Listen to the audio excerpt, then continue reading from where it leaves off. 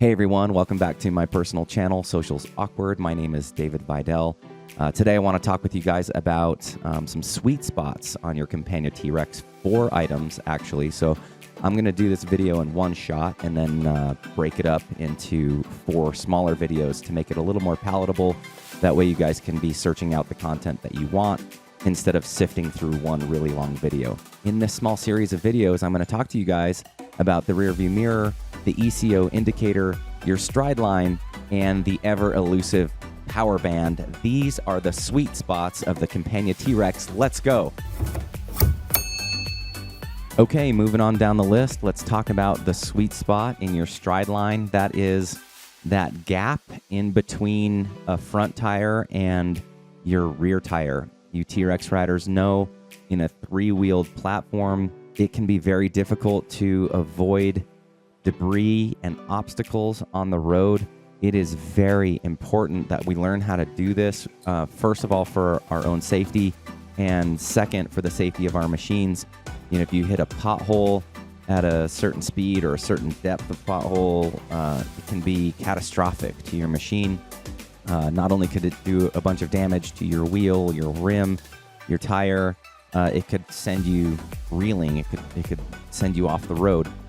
So we're going to be really, really careful. There's lots and lots of debris on the road. If you're making long trips, you're out on the interstate or some back road, and you're going for miles and miles, and you're kind of just in the zone, it's important that you know how to evade things on the road so that you're not putting yourself in danger, your passenger in danger, other drivers in danger, and your machine. You don't want to put your TRex at risk either.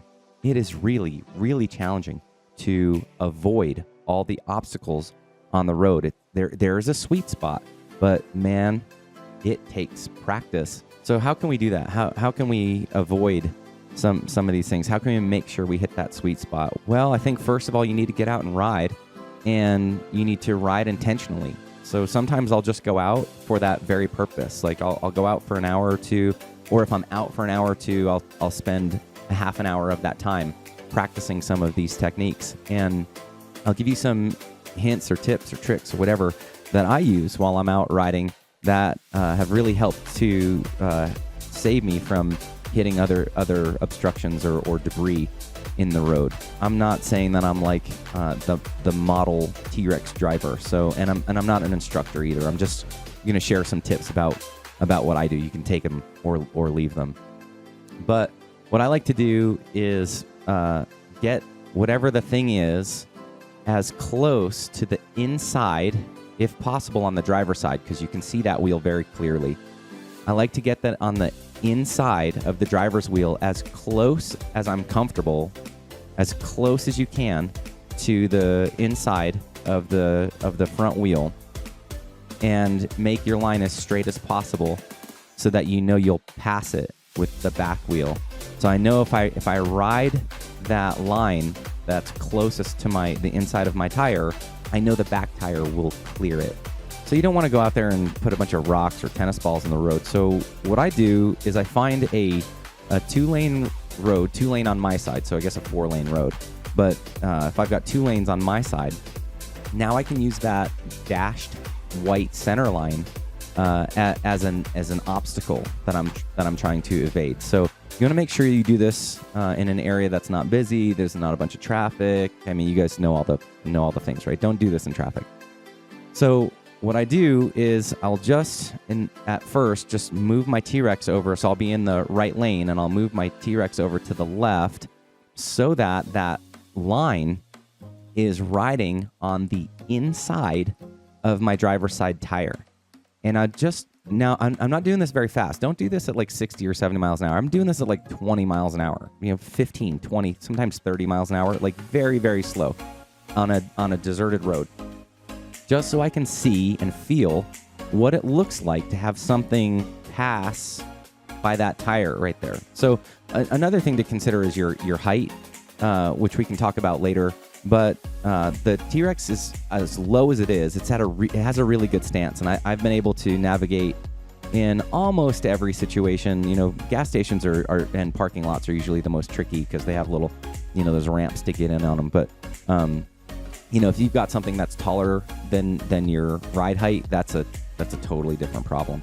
But what you want to do is start practicing seeing things, what it looks like, something really thin, like that it's gonna pass. If you can pass it by the front right, the inside of your tire, then it'll pass through the back. Once you get comfortable with that, you can move into the left lane and do the same thing on the right side of your T-Rex, and you can start seeing what it looks like to put that line on the inside of your right-hand tire, your passenger tire, knowing that too will pass. So once you spend some time doing that and practicing with that, you can move on to other things. I spend maybe a little too much time doing this kind of stuff. Like I have these like weighted pieces of cardboard at different widths, and I set those down, and then I just in a big parking lot or whatever, I just practice riding over them. And usually it will indicate if I hit it with one of my tires, it will make a mark on the cardboard, and I'll know that I accidentally drove over it. And that's a really safe way of doing it. I mean, I'm a little OCD about that kind of thing. I'm not suggesting that everybody does that, but there's some other practical ways, some other ways that you guys might like better.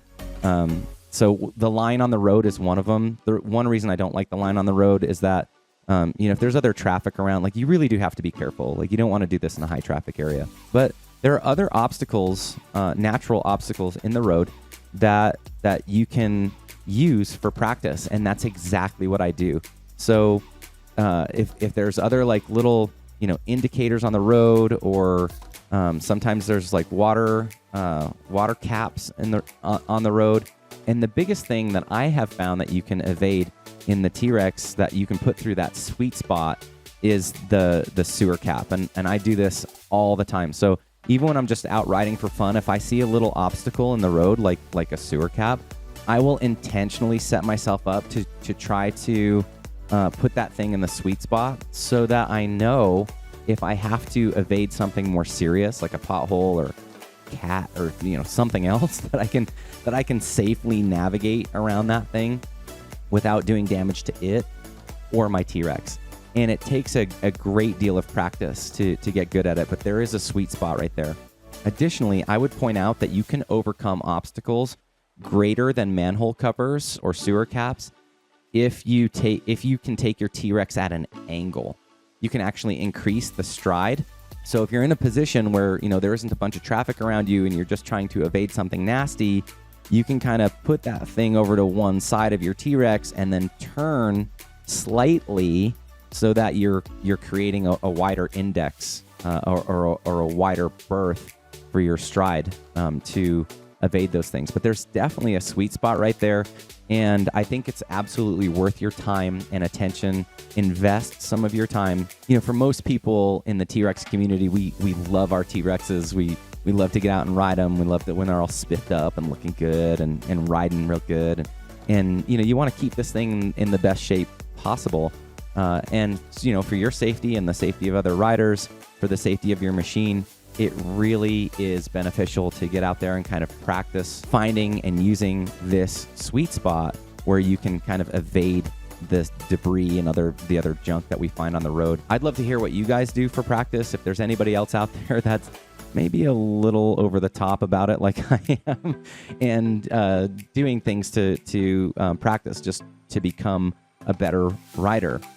And for me, that's one of my goals. I want to just be a real technical rider. I want to be good at riding, not only for my own safety, but I think it's more fun, and I like to add that bit of a challenge to it. So if you've got some ideas, I would love to hear about them in the comment section below. I think it would be a great thing for the community to hear what other riders are doing in order to find these sweet spots when they're riding to protect themselves and their equipment. As always, thanks so much for watching. Hope to see you on the road. Ride safely.